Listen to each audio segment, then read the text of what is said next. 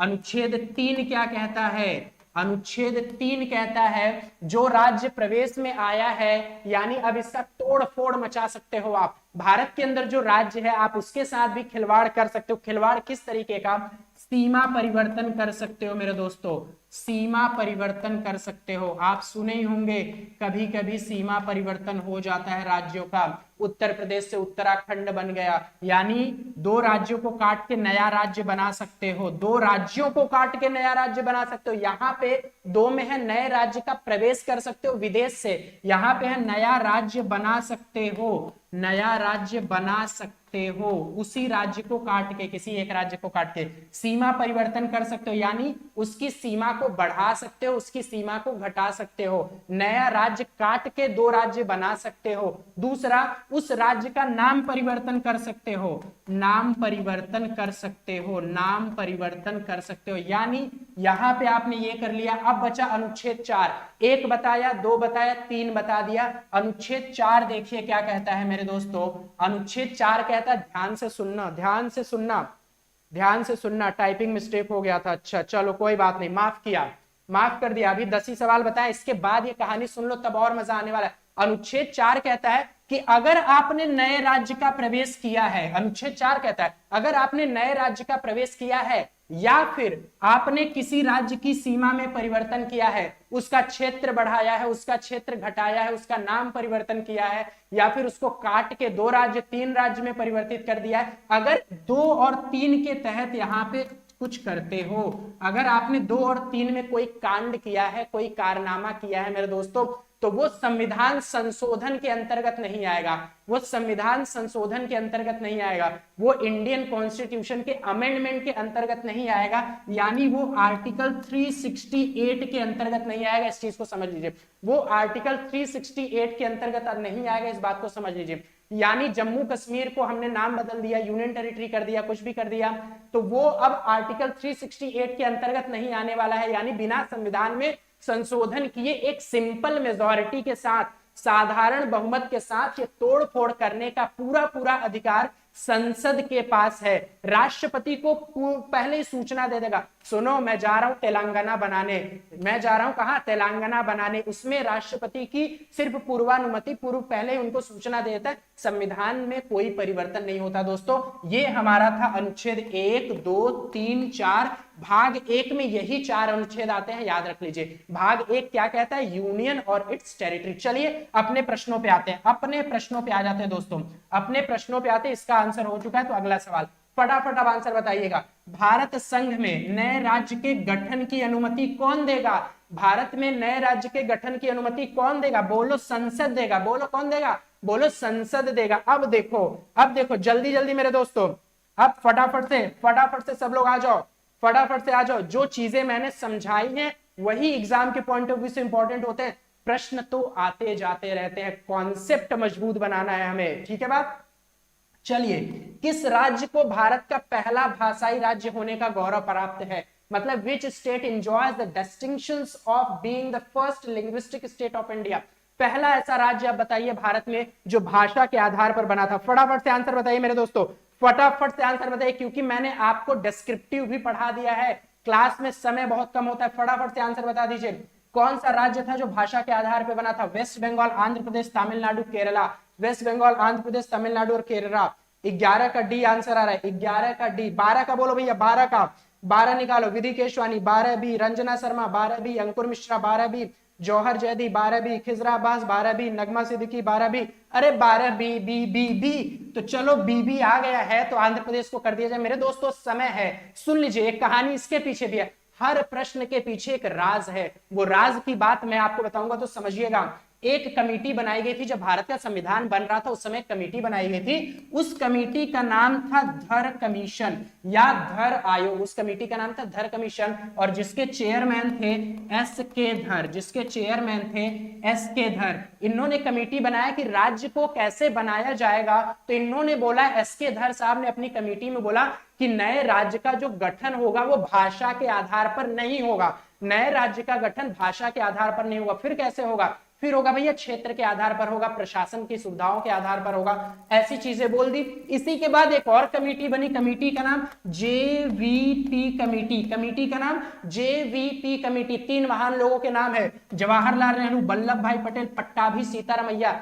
ये कमेटी बनी धर आयोग की समीक्षा करने के लिए, ये कमेटी बनी धर आयोग की समीक्षा करने के लिए। और इन्होंने भी बोला कि जो धर आयोग ने बोला है भारत में भाषा के आधार पर किसी भी प्रकार के नए राज्य का गठन नहीं होगा, इसकी सहमति दी जवाहरलाल नेहरू, वल्लभ भाई पटेल और पट्टाभी सीतारामैया। लेकिन इसी दौरान 1953 का समय है, इसी दौरान 1953 का समय है, मद्रास एक प्रांत हुआ करता था, एक प्रोविंस हुआ करता था दक्षिण भारत में। मद्रास एक राज्य हुआ करता था, बहुत विशाल राज्य था। वहां पे चल रहा है मेरे दोस्तों, वहां पे चल रहा है सत्याग्रह, वहां पे चल रहा है भूख हड़ताल। एक आदमी है जिसका नाम है रामुल्लू, एक आदमी है जिसका नाम है रामुल्लू।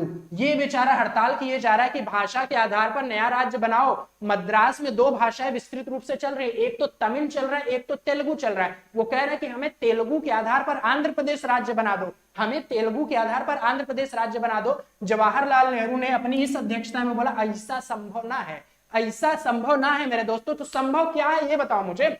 संभव ऐसा नहीं है। रामुल्लू साहब की 56 दिन के बाद भूख हड़ताल में मृत्यु हो गई। रामुल्लू साहब की 56 दिन के बाद भूख हड़ताल में मृत्यु हो जाती है, और मृत्यु हो जाने के बाद यहां पे शुरू होता है नौटंकी। जाहिर सी बात है, जहां किसी की भूख हड़ताल में मृत्यु हो जाए वहां पे दंगा फसाद होना लाजमी है। जवाहरलाल नेहरू आनन फानन में पहुंचे आंध्र प्रदेश यानी मद्रास, और बोल दिया कि आंध्र प्रदेश नए राज्य का गठन हो गया है भाषा के आधार पर। आंध्र प्रदेश नए राज्य का गठन हो गया भाषा के आधार पर, और 1953 में यह नया राज्य बन जाता है। अभी कोई अधिनियम नहीं आया हुआ है, इतनी चीज समझिएगा। यहां तक समझ आया तो अगले सवाल पे चलते हैं। अगला सवाल मेरे दोस्तों, चलिए अगला सवाल, अगला सवाल, अगला सवाल। भारतीय राज्यों को किस वर्ष में भाषा के आधार पर पुनर्गठित किया गया? भारत के राज्य को किस वर्ष में भाषा के आधार पर पुनर्गठन किया गया? जल्दी जल्दी बता दो मेरे दोस्तों। 1947, 51, 56, 66। फटाक से आंसर बताओ क्योंकि समय बहुत कम है और प्रश्नों की संख्या बहुत ज्यादा। बताने के लिए मेरे पास जो कंटेंट्स है वो बहुत ज्यादा है, बहुत ब्रॉड है। अगर आप जल्दी जल्दी आंसर बताओगे तो मैं फटाफट से आंसर करता हुआ आगे चलूंगा। जल्दी बताओ। 13 का आंसर हो जाएगा मेरे दोस्तों। देखो 1953 में तो आंध्र प्रदेश को हो गया था, आंध्र प्रदेश नया राज्य बन गया, लेकिन अभी अधिनियम नहीं आया था। अधिनियम आया 1956 में। अधिनियम कब आया? 1956 में। राज्य पुनर्गठन आयोग, स्टेट रीऑर्गेनाइजेशन एक्ट 1956। इतना समझिएगा। 13B 13B 13B 13B वाले गलत है मेरे दोस्तों, 13B वाले गलत है। चलिए 13B वाले गलत है, 13B वाले गलत है। अगला सवाल, अगला सवाल।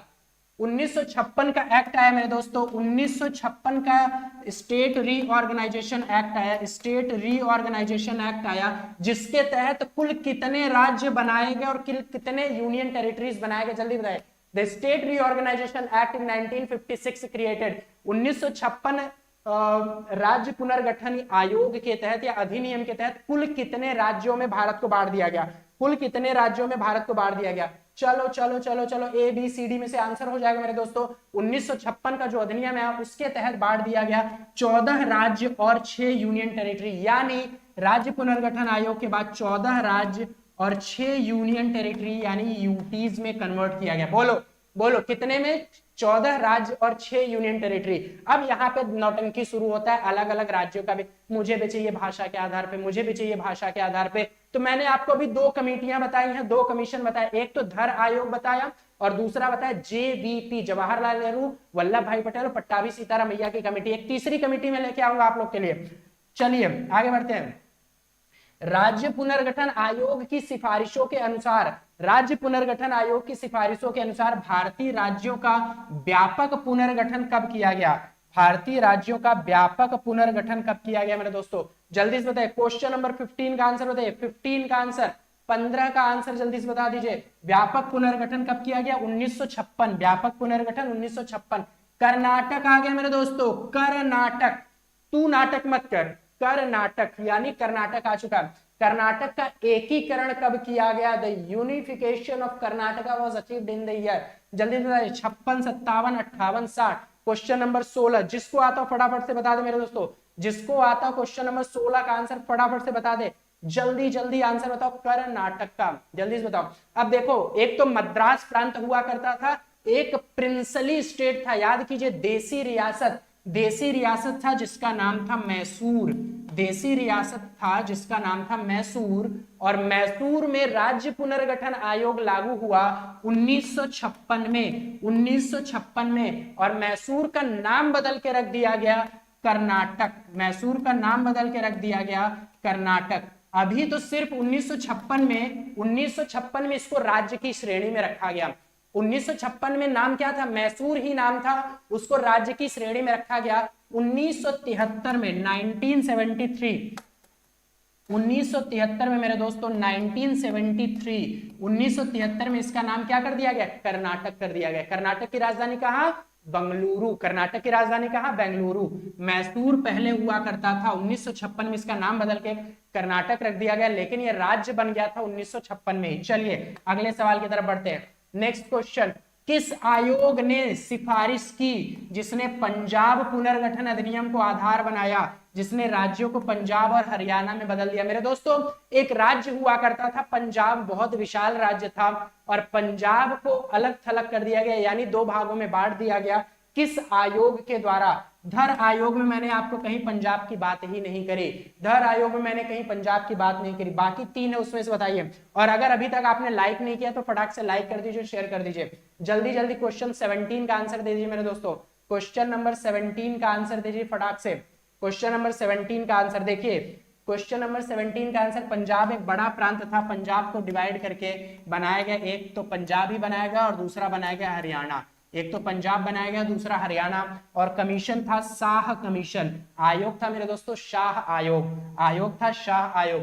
सिक्किम, सिक्किम आ गया मेरे दोस्तों, सिक्किम को किस वर्ष राज्य का दर्जा मिला, पूर्ण राज्य का दर्जा सिक्किम को किस वर्ष मिला, 1975। आपको पता होगा, फिर से बता दूं, 35वां संविधान संशोधन 1974 और 36वां संविधान संशोधन 1975 की बात है। 1974 में सिक्किम बना था एसोसिएट राज्य, सहायक राज्य, और 36वां संविधान संशोधन में यह पूर्ण राज्य बन गया। कौन यहाँ का राजा हुआ करता था, पहले एक राजा था चोग्याल राजा, कौन राजा है, चोग्याल राजा यहाँ पे हुआ करता था। ठीक है बात, कहाँ का, सिक्किम का राजा था चोग्याल राजा, इसी के समय में मिला। और रंजना शर्मा ने बताया था कि इस समय इंदिरा गांधी पीएम थी भारत की, इस समय भारत की पीएम थी इंदिरा गांधी। चलिए अगला सवाल, अगला सवाल मेरे दोस्तों, किस वर्ष में संसदीय अधिनियम द्वारा लक्षद्वीप, मिनिकॉय और अमन द्वीप का नाम बदलकर भैया लक्षद्वीप रख दिया गया, किस वर्ष में ऐसा किया गया है। 19वें सवाल का आंसर दीजिए जल्दी से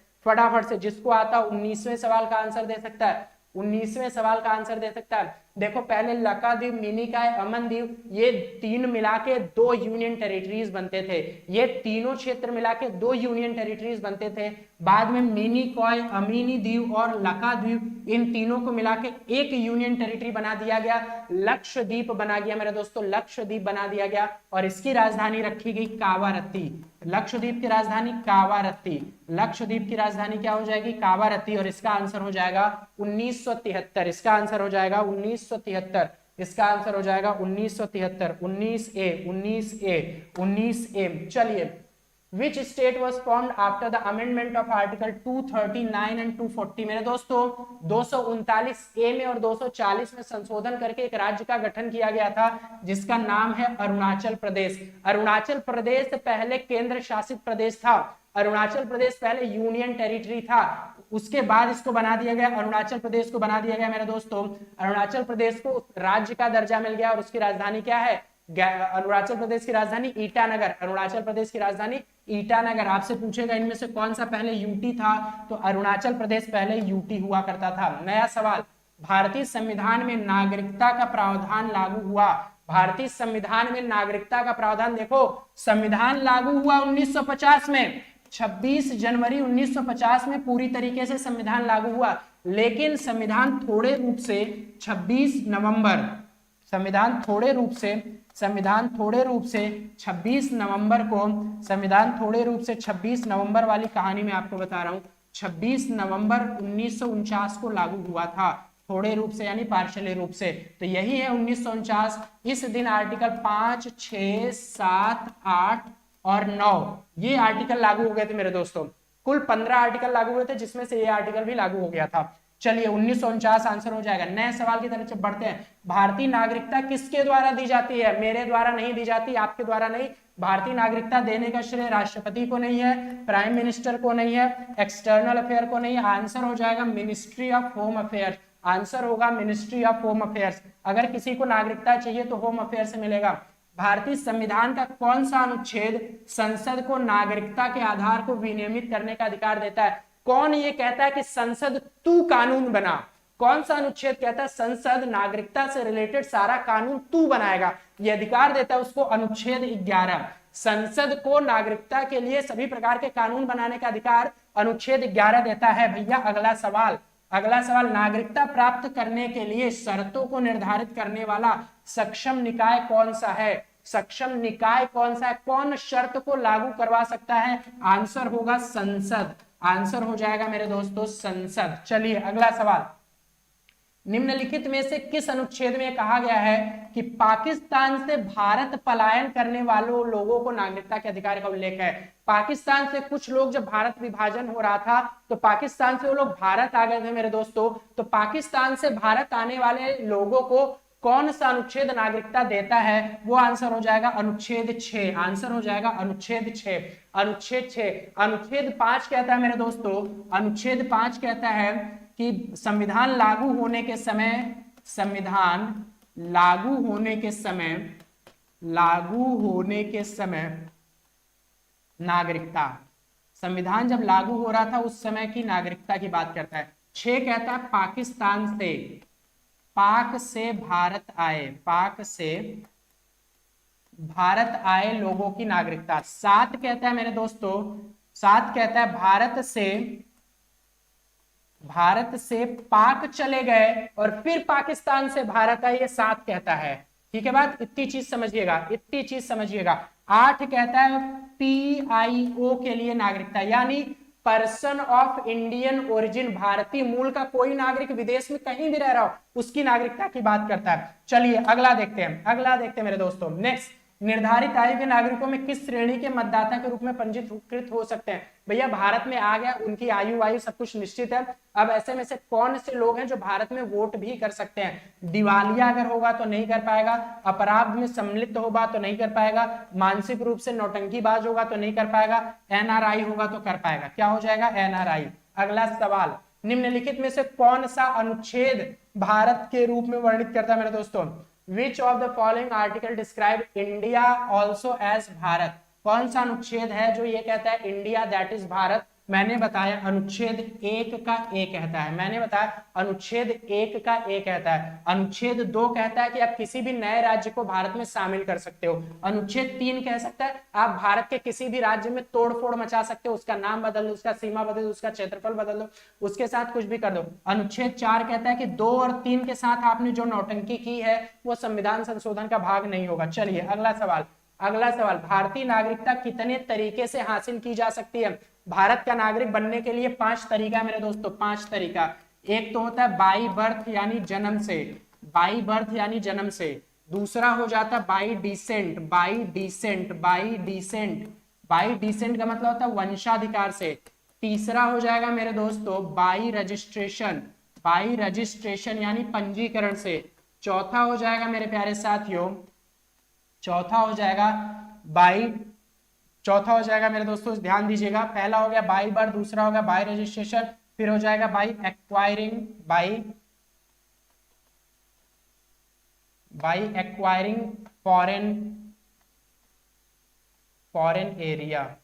पांचवा हो जाएगा मेरे दोस्तों, पांचवा हो जाएगा नेचुरलाइजेशन से, देशीकरण, नेचुरलाइजेशन। कुल तरीका 5, कुल तरीका 5। 5 तरीके से आप लोग भारत के नागरिक बन सकते हो, यानी जो नागरिक नहीं है, जन्म से बन सकता है, वंशाधिकार के आधार पर बन सकता है, जिसके माता या पिता में से कोई भारत का, रजिस्ट्रेशन के थ्रू बन सकता है यानी पंजीकरण के द्वारा बन सकता है, एक्वायरिंग अगर हमने किसी विदेश प्रांत को हड़प लिया है या अपने में मिला लिया है तो अगर हम चाहेंगे तो उसके जगह के लोगों को, बसने वाले लोगों को भारत की नागरिकता दे सकते हैं। नेचुरलाइजेशन यानी देशीकरण के द्वारा हो सकता है, भारत देश में 5 से 7 साल रह लो तो भी हो सकता है। तरीका 5, तरीका 5। Next question, next question, Bharat की नागरिकता कितने मायने में खो सकती है? भारत की नागरिकता 3 तरीके से खत्म हो सकती है मेरे दोस्तों, 3 तरीके से। एक तो हो जाता है रिनंसिएशन, एक हो जाता है रिनंसिएशन, रिनंसिएशन यानी त्याग दो, नागरिकता त्याग दो, आपने अपने से कर दिया। दूसरा हो जाता है मेरे दोस्तों, दूसरा हो जाता है टर्मिनेशन, दूसरा हो जाता है टर्मिनेशन।